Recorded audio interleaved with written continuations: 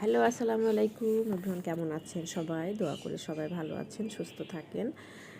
হ্যাঁ, আজকে আমি আপনাদের সাথে একটু মদিনার ভিউটা দেখাবো। মদিনার আশেপাশে ভিউ আসলে দেখানো হয়নি, তাই মনে হলো যে দেখানো উচিত। আমি আসলে রাতের এটা ভিউ, মসজিদের পাশেই দেখা যায়। বের হইলে আপনি এভাবে ভিউটা দেখতে পাবেন।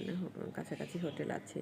আমরা এশার নামাজের আগে একটু ভিডিও করে আপনাদের সাথে শেয়ার করছি। আবার আজান দেওয়ার সাথে সাথে আমরা মসজিদে প্রবেশ করেছি। মসজিদের পাশেই ছোট ছোট দোকান আছে, অনেক আপনি কেনাকাটা করতে পারবেন। হ্যাঁ, মানুষজন বসার জায়গাও আছে সুন্দর। দিনের বেলা এখানে খুবই কবুতর থাকে এখানে। কবুতর দেখা যায়, রাতে হলে কবুতরগুলো আর দেখা যায় না।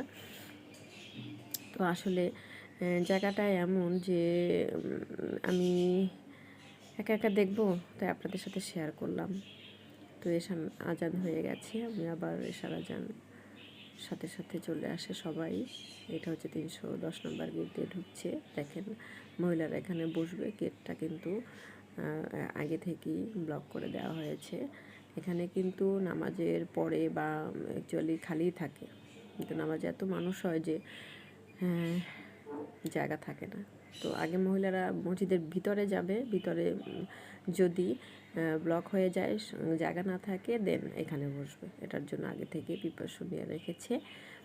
এটা হচ্ছে মসজিদে গামামা, যেখানে আমাদের প্রথম খলিফা আবু বকর রাদিয়াল্লাহু নামাজ পড়েছিলেন। সেখানে একটা মসজিদ তৈরি হয়েছে। আশেপাশে ওমর রাদিয়াল্লাহু তাআলার মসজিদ রয়েছে, সেখানেও 2 রাকাত নামাজ পড়া যায়। এখানেও আপনি 2 রাকাত নামাজ যত খুশি পড়া যায়, কিন্তু 2 রাকাত সর্বনিম্ন পড়ে আপনি দোয়া, জিকির সব কিছু করতে পারেন। এখানে সিয়ামের বাবাও সিয়াম গেছে। এখানে মহিলাদের অ্যালাউ না, মহিলাদের আবার যেতে হয় পাশ দিয়ে ওই